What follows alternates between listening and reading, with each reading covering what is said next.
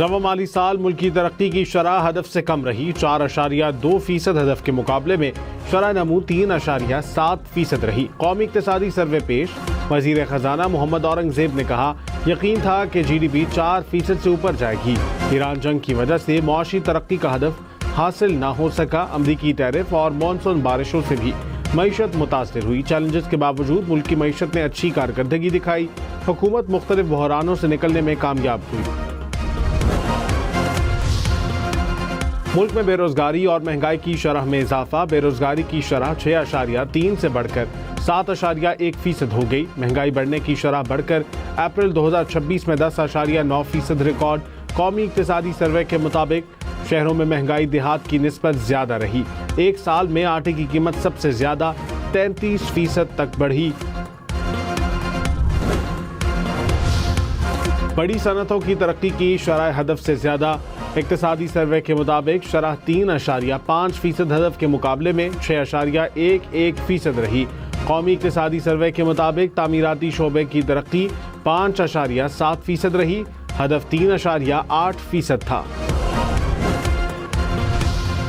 ملک میں tax revenue میں 10.7% اضافہ، رواں مالی سال ٹوٹل ریونیو 14,799 ارب روپے، ٹیکس آمدن بڑھ کر 10,166 ارب روپے ہو گئی۔ نان ٹیکس آمدن اضافے سے 4,632 ارب روپے ریکارڈ۔ قومی اقتصادی سروے کے مطابق ایف بی آر کی ٹیکس وصولی 9,305 ارب روپے ہو گئی۔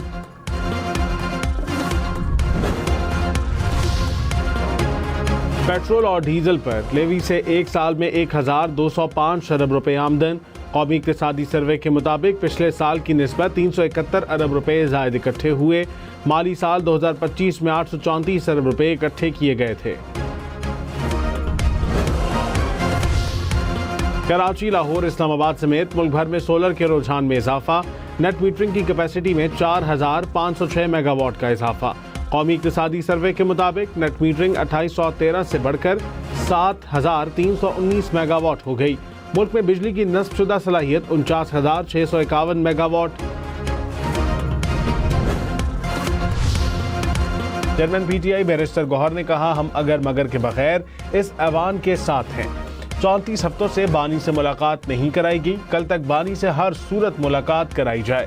ملاقات نہ ہونے پر بجٹ اجلاس کا بائیکاٹ کریں گے۔ اسپیکر ایاز صادق نے کہا بانی ایوان کے رکن ہوتے تو میں پروڈکشن آرڈر جاری کر دیتا۔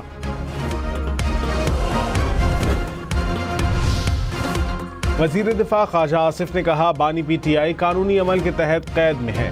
ماضی میں تمام پارٹیوں کے لیڈرز قید میں رہے، ہم نے مسئلے کو اجاگر کیا لیکن نظام کو خطرے میں نہیں ڈالا۔ پی ٹی آئی اراکین احتجاج کریں، ایوان کے تقدس کو پامال نہ کریں۔ پی ٹی آئی نے کسی قانون سازی میں حصہ نہیں لیا، قانون سازی کے عمل میں رخنہ ڈالنے کا کوئی جواز نہیں۔ رکن قومی اسمبلی اقبال آفریدی کی موجودہ اجلاس کے لیے رکنیت معطل، ایوان میں تحریک کثرت سے رائے سے منظور۔ اسپیکر کے سیکیورٹی سٹاف کو اقبال آفریدی کو پارلیمنٹ کی عمارت سے باہر نکالنے کے احکامات۔ ایاز صادق نے کہا اقبال آفریدی نے شور شرابہ کیا، ہر آدھے گھنٹے بعد کورم کی نشاندہی نہیں ہو سکتی، کورم کا بھی کوئی اصول ہوتا ہے۔ گلگت بلتستان میں حکومت سازی کا مشن، پیپلز پارٹی اور مسلم لیگ نون کے وفود کی مشاورتی ملاقات۔ حکومت سازی کے لیے ممکنہ فارمولوں، سیاسی تعاون اور دیگر امور پر تفصیلی تبادلہ خیال۔ پیپلز پارٹی وفد میں نیر بخاری، قمر زمان کائرہ، شرجیل میمن سمیت دیگر شامل۔ نون لیگ کے وفد میں وفاقی وزیر امیر مقام حافظ حفیظ الرحمان موجود۔ حکومت سازی سے متعلق تجاویز مرکزی قیادت کے سامنے رکھنے کا فیصلہ۔ رہنما پیپلز پارٹی حسن مرتضیٰ نے کہا گلگت بلتستان میں آزاد امیدواروں کو ملا کر حکومت بنائیں گے، 3 نشستیں نہ چھینی جاتی تو پیپلز پارٹی تنہا حکومت بنا لیتی۔ مسلم لیگ نون ہمارے ساتھ آنا چاہے تو اس کی مرضی، پیپلز پارٹی اپوزیشن کو ساتھ لے کر چلنے پر یقین رکھتی ہے۔ وزیر دفاع خواجہ آصف نے کہا کشمیری مہاجرین نے پاکستان کی سرزمین پر آنے کی قیمت ادا کی، کشمیریوں کے خون سے دریائے راوی اور چناب سرخ ہو گئے۔ 2.25 لاکھ کشمیری پاکستان میں داخل ہوتے ہوئے شہید کیے گئے۔ آپ کہتے ہیں ان کشمیری مہاجرین سے سیٹیں چھین لی جائیں، کشمیریوں سے ان کی شناخت نہیں چھینی جا سکتی۔ پرتشدد احتجاج کا کوئی جواز نہیں۔ وفاقی وزیر طارق فضل چودھری نے کہا، آزاد کشمیر میں مہاجرین کی نشستیں ہماری ریڈ لائن ہے، کالعدم عوامی ایکشن کمیٹی امن کا راستہ اختیار کرے۔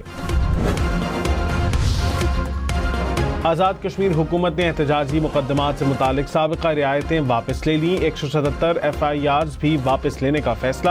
آزاد کشمیر حکومت کے مطابق 4 اکتوبر 2025 کے معاہدے میں معاملات عمل درآمد کمیٹی کے ذریعے حل کرنے پر اتفاق ہوا تھا۔ سڑکوں پر آ کر احتجاج، دباؤ اور انتشار پیدا کرنا معاہدے کی خلاف ورزی ہے۔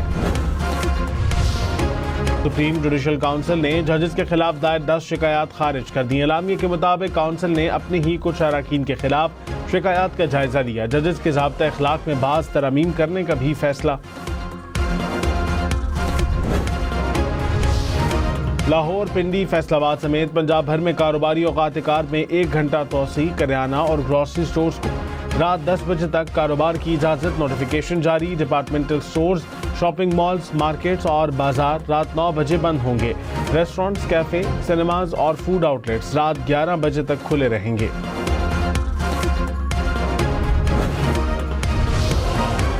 آئندہ مالی سال کا بجٹ کل سپہر 3 بجے قومی اسمبلی میں پیش کیا جائے گا۔ وفاقی وزیر طارق فضل چودھری نے کہا، بجٹ میں عوام کو ہر ممکن ریلیف فراہم کیا جائے گا۔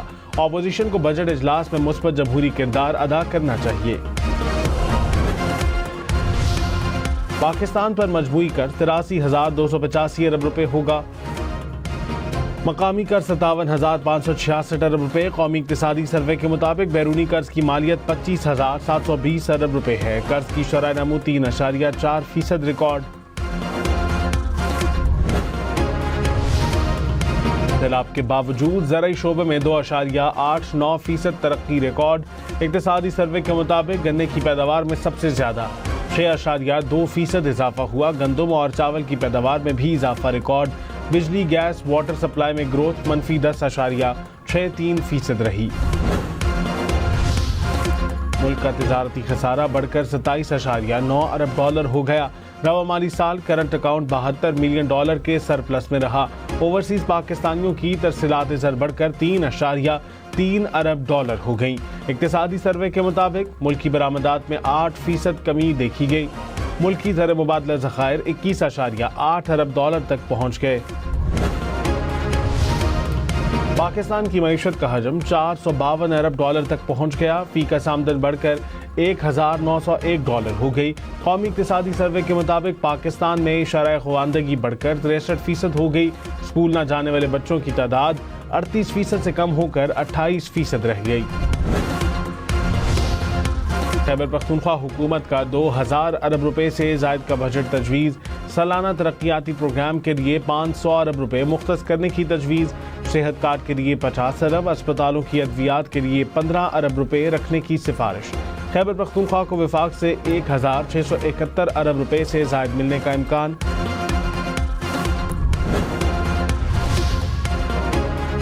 گورنر فیصل کریم کنڈی نے کہا، خیبر پختونخوا کو 36 لاکھ میٹرک ٹن گندم کی ضرورت ہے۔ پاسکو کے ذریعے وزیر اعظم نے 2 لاکھ میٹرک ٹن گندم کی منظوری دی۔ باقی گندم کی پنجاب سے ترسیل ابھی تک رکی ہوئی ہے۔ پنجاب سے ملحقہ 9 چیک پوسٹوں سے خیبر پختونخوا کو گندم اور آٹا نہیں دیا جا رہا۔ آئینی اور نئی گندم پالیسی کے تحت آٹے اور گندم کی ترسیل ہمارا حق ہے۔ وزیر داخلہ محسن نقوی کا پشاور میں خیبر پختونخوا پولیس کے ہیڈ کوارٹر کا دورہ، یادگار شہداء پر حاضری دی، پھول رکھے اور فاتحہ خوانی کی۔ اسلحے سمیت دیگر آلات کا بھی معائنہ کیا گیا۔ محسن نقوی نے کہا کہ خیبر پختونخوا پولیس کو انسداد دہشت گردی ٹریننگ میں وفاقی حکومت بھرپور معاونت کرے گی۔ کراچی، لاہور، پشاور سمیت ملک بھر میں شدید گرمی۔ سندھ میں دادو کا پارہ 50 ڈگری تک جا پہنچا۔ لاڑکانہ، شہداد کوٹ، نواب شاہ کا درجہ حرارت 48 ڈگری ریکارڈ۔ کراچی میں درجہ حرارت 37، شدت 48 ڈگری محسوس کی جانے لگی۔ پنجاب میں پاک پتن کا پارہ 44، فیصل آباد، گجرانوالہ، سرگودا میں 40 ڈگری سے اوپر۔ لاہور میں درجہ حرارت 40، پشاور 42 اور اسلام آباد میں 42 ڈگری ریکارڈ۔ ملک میں شدید گرمی کے بعد بیشتر شہروں میں آج سے بادل برسیں گے۔ اسلام آباد خیبر پختونخوا پنجاب میں بارش کی پیش گوئی، گلگت بلتستان اور آزاد کشمیر میں بھی بادل برسیں گے۔ سندھ میں 13 جون سے گرد آلود ہوائیں چلنے کا امکان، ملک کے بالائی علاقوں میں 15 جون تک سیلابی صورتحال کی وارننگ، NDMA نے الرٹ جاری کر دیا۔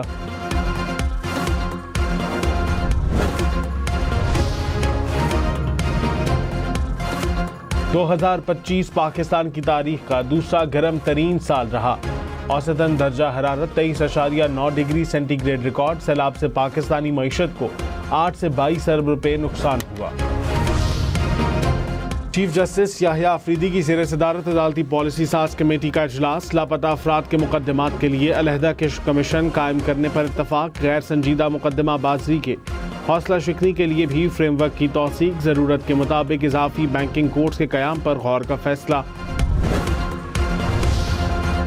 لاہور، پنڈی، ملتان سمیت پنجاب میں یکم سے 10 محرم تک دفعہ 144 نافذ ہوگی۔ ڈبل سواری، اشتعال انگیز تقاریر پر پابندی۔ محرم کا چاند دیکھنے کے لیے مرکزی رؤیت ہلال کمیٹی کا اجلاس 15 جون کو لاہور میں ہوگا۔ اسٹاک مارکیٹ میں کاروبار کے دوران مثبت رجحان، 100 انڈیکس میں 274 پوائنٹس کا اضافہ، 1,69,703 پوائنٹس پر کاروبار کا اختتام۔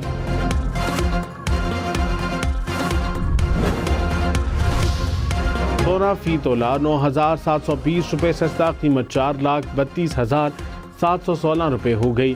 10 گرام سونا 3,69,422 روپے کا ہو گیا۔